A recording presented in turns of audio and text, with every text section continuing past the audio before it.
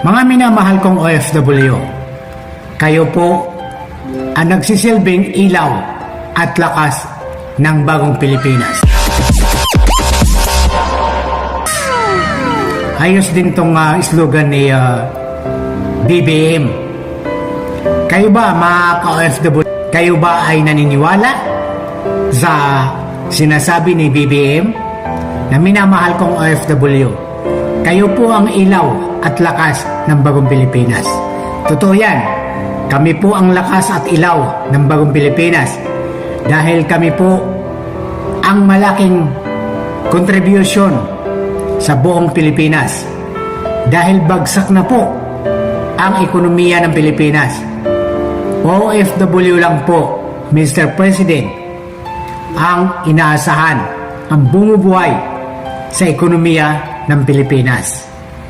Dahil ang pundo po o kaba ng Pilipinas ay binulsa na po ng mga kontratista, mga politician, mga nakaupo sa gobyerno na walang ginawa kundi mangurakot, ibulsa ang pera ng taong bayan.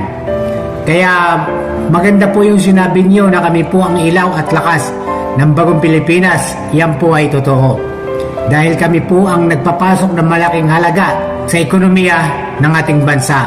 Pero sana naman po ay ilabas niyo na po ang katotohanan. Makonsensya na po kayo, Mr. President. Aminin niyo na po yung totoo. Dahil kaya po naging watak-watak ang Pilipinas dahil po sa politika na ito. Ayaw niyo po magsalita. Kasama na po ang inyong mga alipuris na wala rin ginawa kundi magsinungaling. Bakit na lang ayaw po magsalita ng totoo, ilabas ang katotohanan para magkaalaman?